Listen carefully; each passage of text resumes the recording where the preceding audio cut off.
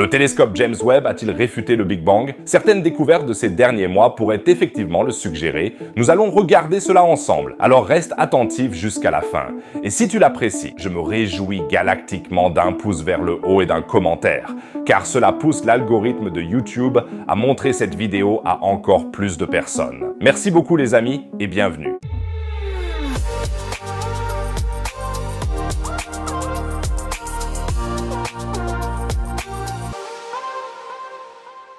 C'est peut-être la plus grande question cosmique qui soit, comment l'espace a-t-il réellement commencé? Je ne sais pas pour vous, mais je commence parfois à y penser en regardant le ciel étoilé, et peu importe le nombre de fois que je le passe en revue dans ma tête, cela me fascine à chaque fois de manière extrême, et à la fin je me sens encore plus perplexe qu'avant, et simplement stupéfait et étonné d'exister sur cette planète, et de pouvoir y penser.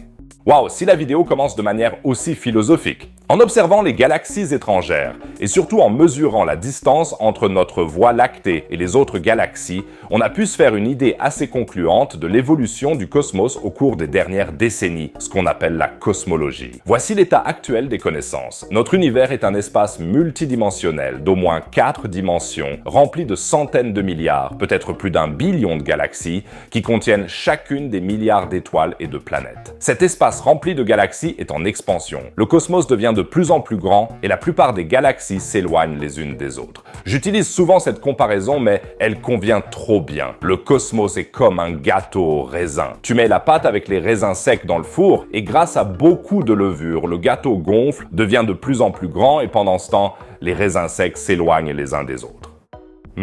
Délicieux.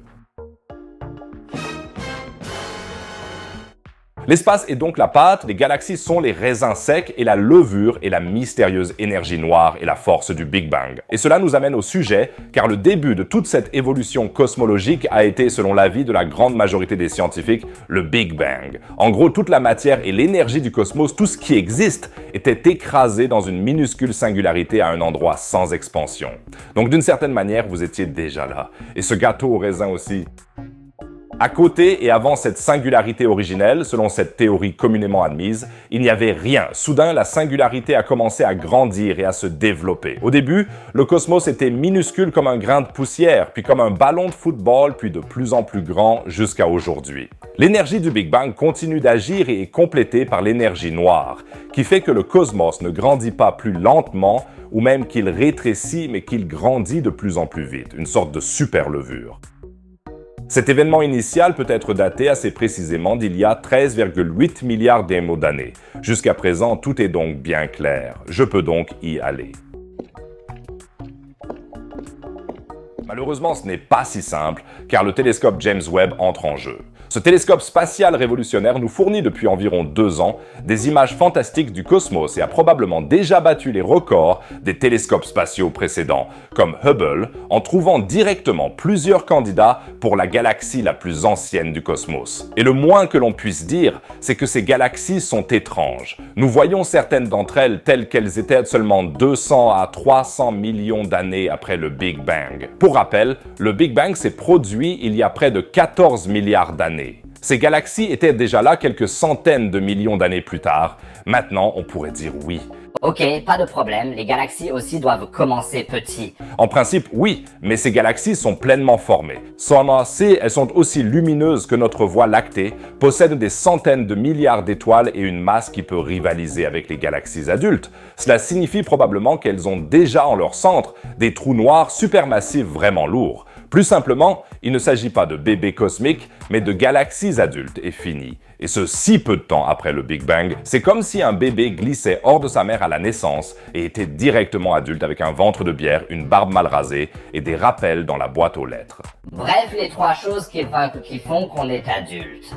Ou bien, L'étoile moyenne existe pendant 10 milliards d'années. Quelques centaines de millions d'années sont donc encore un âge d'enfant pour les étoiles. Le fait que James Webb ait découvert des galaxies qui sont déjà si adultes est donc pour le moins très curieux. Lorsque les premières images ont été publiées, les médias se sont même précipités sur de prétendues citations de cosmologues affirmant que James Webb avait réfuté le Big Bang. L'histoire de fond est un peu comique car ces citations ont été lancées par le scientifique populaire américain Eric Lerner qui argumente depuis longtemps contre le Big Bang. Le problème, c'est que les cosmologistes cités par Lerner n'aient avoir jamais affirmé ces choses dans ce contexte. Par exemple, dans un article très partagé, Eric Lerner a cité l'astronome Alison Kirkpatrick en ces termes. En ce moment, je reste éveillé à 3 heures du matin et je me demande si tout ce que j'ai fait était mal. Et affirme qu'en faisant cela, elle met en doute le Big Bang. Cependant, la déclaration est complètement sortie de son contexte et Alison Kirkpatrick a même changé son nom sur Twitter en Alison The Big Bang Happened Kirkpatrick pour montrer qu'elle a été citée de manière erronée. Alison Kirkpatrick s'est exprimée un peu plus longuement sur l'affaire comme suit. En tant que scientifique, nous avons la responsabilité d'éduquer le public. Et je prends cette responsabilité très au sérieux. Si l'on induit délibérément le public en erreur, il lui serait difficile de faire confiance aux vrais scientifiques et de distinguer les faits de la fiction.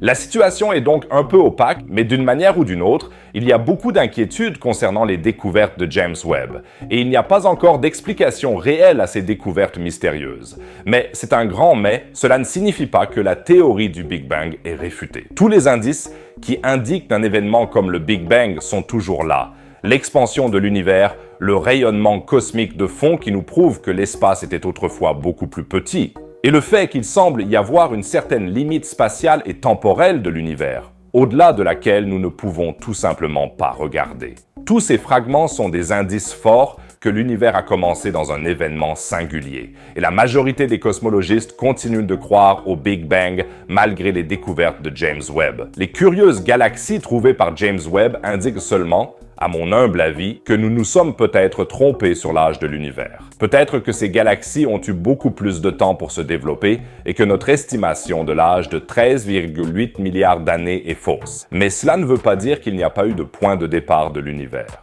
Les opposants à la théorie du Big Bang doivent aussi se demander comment l'espace a commencé. L'expansion du cosmos nous montre clairement que l'espace est en train de se développer. Quel a été le début de cette évolution si l'on rejette le Big Bang? Donc, les découvertes de James Webb sont absolument révolutionnaires et certainement elles secouent nos thèses cosmologiques actuelles sur l'âge de l'univers.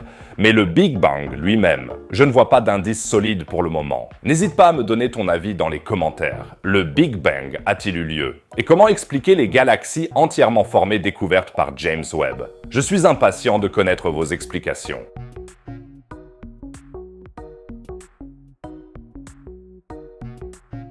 C'était assez lourd, mais si vous n'en avez pas encore assez, j'ai quelque chose de plus lourd pour vous, au sens propre du terme. La NASA a reçu un signal d'un trou noir. Et je te préviens tout de suite, c'est super effrayant. Tu peux entendre le signal dans la vidéo affichée, n'hésite pas à la regarder. Et pour soutenir la chaîne, n'hésite pas à t'abonner et à activer la cloche. Sinon, je te dis à la prochaine vidéo. Au revoir les amis, je vais manger du gâteau.